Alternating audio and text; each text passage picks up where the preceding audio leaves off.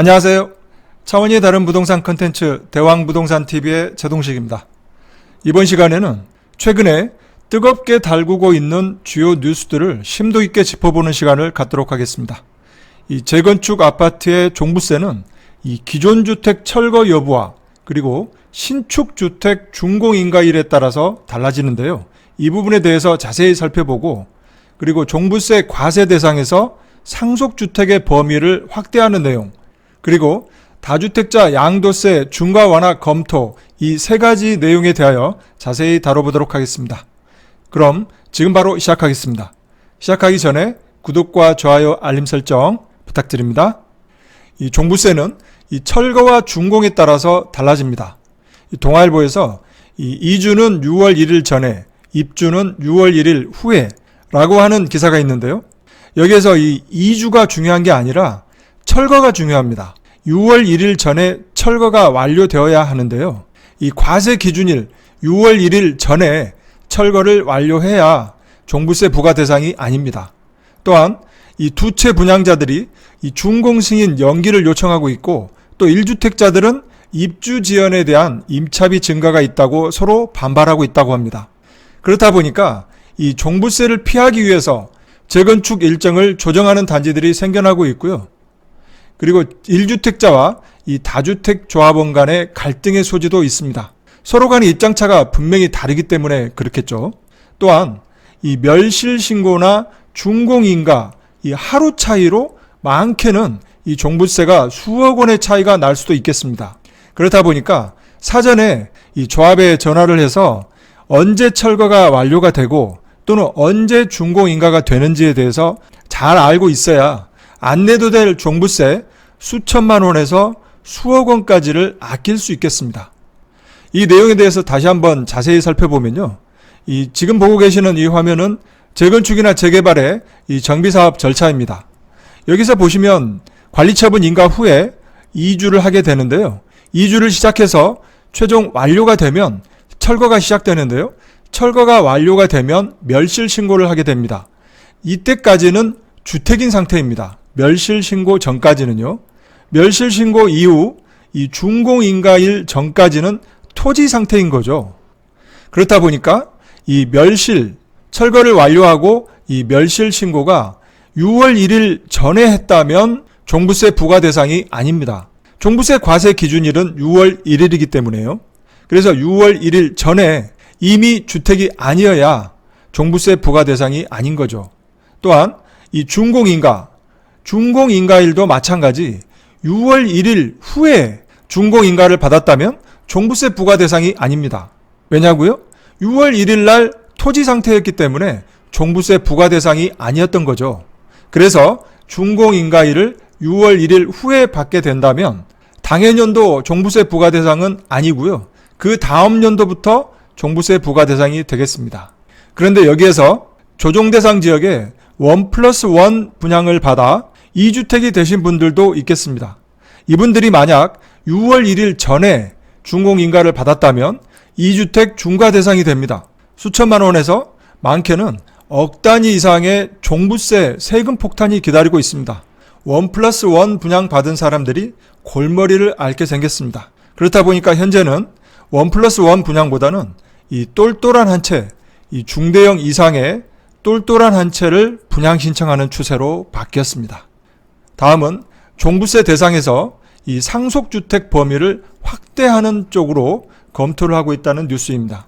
이 상속주택도 종부세에서는 주택수에 포함되는데요. 이 여당에서는 일시적 다주택자를 배려하는 차원에서 이 핀셋 완화 검토를 하고 있다고 합니다.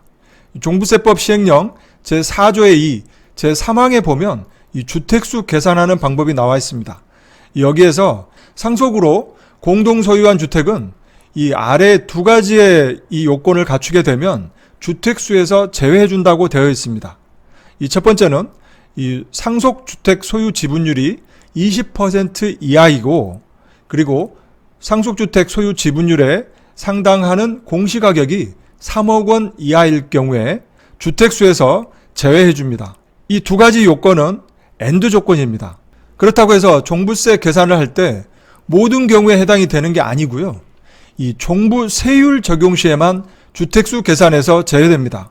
이 상속받은 주택의 지분이 20% 이하라 하더라도 그 해당되는 공시가격은 본인의 과세 표준과 합산됩니다. 그리고 이 1세대 1주택 판단 시에 주택수에는 포함됩니다. 이 부분이 많이들 헷갈려 하시고 잘 모르시는 부분인데요. 1세대 1주택 판단 시에는 주택수에 포함된다 라고 하는 것을 꼭 기억해 놓으시기 바랍니다. 종부세 세율을 한번 볼까요? 올해부터 엄청나게 바뀌었죠. 2주택 이하는 0.6%에서 3%이고요. 그리고 조정대상 지역의 2주택 이상 그리고 3주택 이상자들은 1.2%에서 6%로 되어 있습니다. 얼마 전 12월 15일까지 종부세 납부 기간이었는데요. 종부세 과세 대상에 해당되셨던 분들은 아마 그 고지서를 보시고 아마 깜짝 놀라셨을 겁니다. 엄청나게 늘었죠. 그리고 여기에서 이 과세 표준을 계산할 때 1세대 1주택자의 공제 금액은 11억 원입니다. 그러나 1주택자가 상속주택을 한 채 더 가지고 있다면 공제 금액은 6억 원이죠. 이 상속주택의 지분율이 20% 이하이고 그 해당 공시가격이 3억 원 이하일 경우에는 주택수에서 제외해준다고 그랬죠. 하지만 이 과세 표준을 구할 때 1세대 1주택자에는 포함되지 않기 때문에 이 기본 공제 금액은 11억 원이 아니고 6억 원입니다. 그래서 여러분들의 이해를 돕기 위해서 종부세법에서 1세대 1주택의 범위는 바로 이렇게 되어 있습니다. 이 세대원 중 한 명만 주택분 재산세 과세 대상인 1주택만 소유한 경우이고 그리고 이 과세 기준일 현재 6월 1일이죠. 그 주택에 주민등록이 되어 있고 실제로 거주하고 있는 경우에만 1세대 1주택이라고 본다라고 되어 있습니다. 그래서 다시 한번 정리해보면 세대원 중에는 이 한 명만 그리고 주택분 재산세를 내는 1주택만 소유해야 되고요. 그 집에 주민등록과 실거주를 해야 종부세법에서는 1세대 1주택자에 해당이 되겠습니다. 그럴 때 이 세액공제, 장기보유 공제와 고령자 공제, 그리고 기본공제 11억 원, 이 모든 것들이 해당이 된다라고 기억해 놓으시면 되겠습니다. 이 다음은 양도세에 해당되는 내용인데요. 1세대 1주택자에 대한 이 비과세 기준을 12억 원으로 지난 12월 8일부터 시행이 되었습니다. 11월 30일 날 국회 기획재정위원회 의결이 되고 12월 2일 날 국회 본회의 의결 그리고 12월 7일 날 국무회의 의결까지 이 초스피드로 세법 개정을 하였는데요. 이 공포일 시행은 이 매매가 안 되고 매물이 동결되는 문제 등 이 시장의 혼란을 최소화하고 곧바로 거래되도록 하기 위해서 이 양도세 완화 조치를 굳이 내년 1월까지 기다리지 않고 법 개정안이 공포된 즉시 12월 8일이죠. 이 즉시 시행한 이 일은 매우 잘했습니다. 이 고가주택 계산 사례를 한번 보면요. 이 왼편은 6년 보유 3년 거주의 이 양도 차익 9억 5천 사례입니다. 그리고 오른쪽은 10년 보유 10년 거주 양도 차익은 15억 원인 사례입니다. 자, 이 경우에 양도세는 이렇게 바뀌어 있습니다. 6년 보유 3년 거주 양도 차익 9억 5천인 경우에는 양도세가 5,666만 원이고 비과세 기준이 9억일 때보다 3,854만 원이 감소되었고 그리고 10년 보유 10년 거주 양도 차익 15억 원일 경우에 양도세는 3,893만 원으로 이 비과세 기준 9억일 때보다 1,368만 원이 감소되었습니다. 이 결론적으로 보면 보유기간과 거주기간이 짧을수록 더 큰 수혜를 보는 걸로 나타났습니다.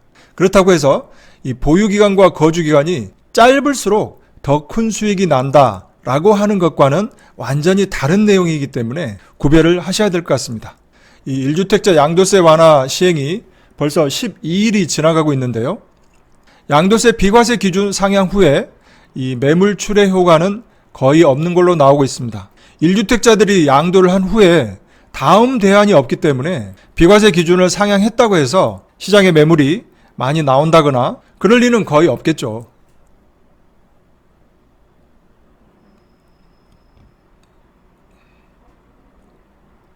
그리고 또한 이 다주택자 양도세 완화, 이 실패한 정책이냐, 이번에는 효과 있다라고 하는 내용이 있는데요. 집값 상승세 둔화, 종부세 강화, 대출 규제 등 이 매수세가 위축되어 있기 때문에 다주택자 양도세 완화는 효과가 있다라고 하는 내용이 있습니다. 또한 정부와 여당 내에서 서로 다른 목소리를 내고 있습니다. 신뢰도 바닥, 확정되어야 매물 나와 라고 하는 내용인데요. 이 다주택자를 움직이게 해야 시장에 영향이 있다라고 하는 내용입니다. 얼마 전에 주택산업연구원에서 발표한 자료입니다. 이 연도별 주택 매매 수급 지수인데요. 여기서 보시면 100 미만이면 공급 부족이고 100 초과이면 초과 공급을 의미합니다. 이 올해 같은 경우에는 서울은 69.6 완전 공급 부족이고요. 전국으로 보아도 87.1이기 때문에 역시 공급 부족입니다. 내년도 2022년도에도 마찬가지 서울은 70.5, 전국은 89로 공급 부족 상태입니다. 매매 수급 지수가 이 100보다 훨씬 아래에 있다라고 하는 이 상황은 매매 시장 수요에 비해 공급 물량이 크게 부족하고 있다라고 하는 말입니다. 시장에 주택을 공급할 수 있는 방법은 두 가지입니다. 신축 주택 공급과 기존 주택 공급, 이 두 가지인데요. 병행해서 같이 나가야 됩니다. 그러기 위해서는 이 징벌적 세제를 하루빨리 정상화해야 되겠죠. 지난 6월 1일 이후 양도분부터 이 다주택자, 이 조정 대상 지역에 있는 다주택자의 양도세는 양도 차익별로 기본세율은 6 내지 45%죠. 여기에 2주택자는 기본세율의 20%포인트를 추가하고 3주택 이상자는 기본세율의 30%포인트를 추가하도록 되어 있고 장기보유 특별공제는 적용해주지 않습니다. 만약 이 기본세율이 45%에 해당이 된다고 하면 2주택자는 65%, 3주택자 이상은 75%입니다. 여기에 지방세까지 포함하게 되면 71.5%에서 82.5%까지 어마어마한 세금이 부과되는데요. 이 다주택자들의 물건들은 대부분 전세가 들어있겠죠.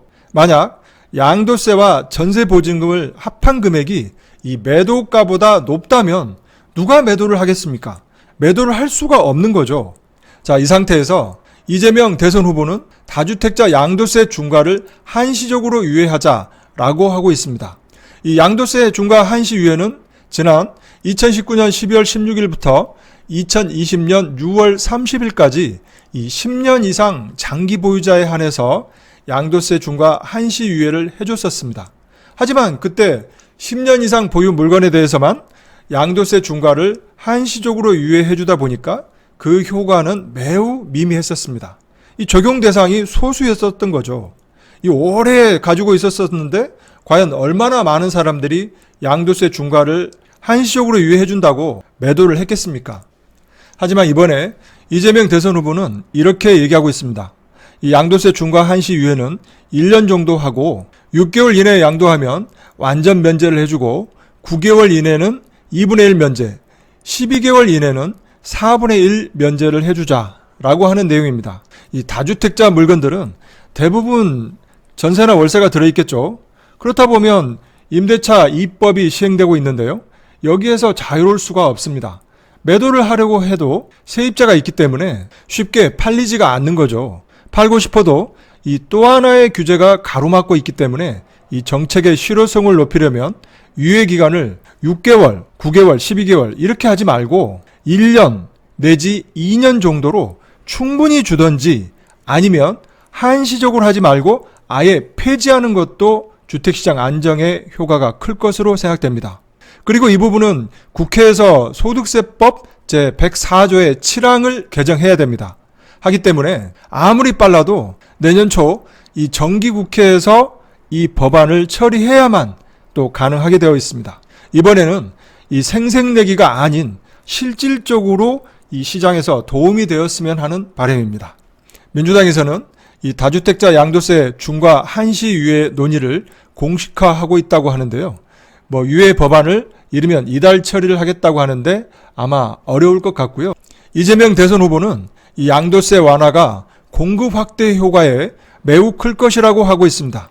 이 정책의 일관성도 중요한 가치이지만 그보다는 당면한 현실에 대한 국민 요구와 현실적 문제 해결에 더 주력해야 한다는 생각이다. 그리고 지나치게 수요 억제의 비중이 높았다.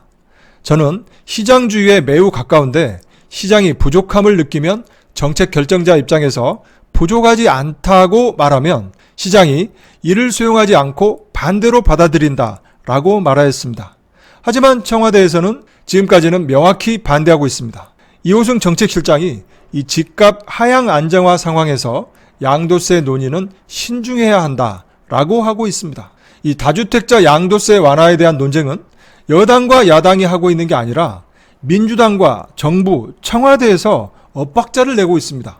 이 정부와 청와대는 정책의 일관성을 위해서 안 된다는 입장이고, 이재명 후보는 다주택자의 매물이 시장에 나올 수 있어야 한다라고 하고 있습니다. 과연 어떤 결론이 날지는 두고 봐야 할 것 같습니다. 이 서울 아파트의 거래량입니다. 1월에 비해서 11월 현재 거의 4분의 1토막이 나 있는데요. 이 서울 아파트 하루 평균 거래량입니다.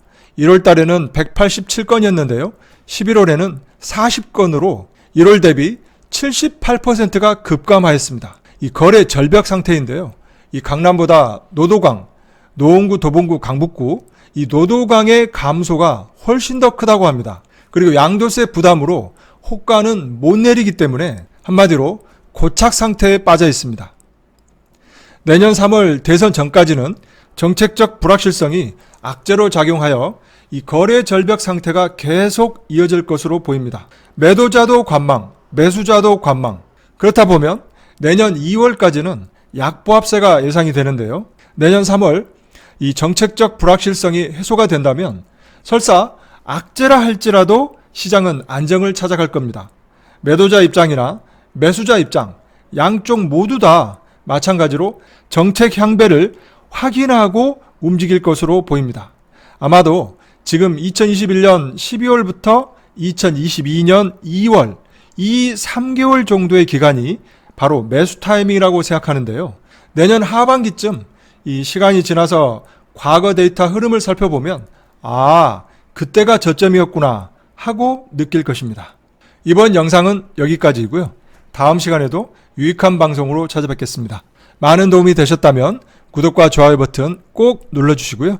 더 좋은 콘텐츠를 올리는데 큰 힘이 되겠습니다. 감사합니다.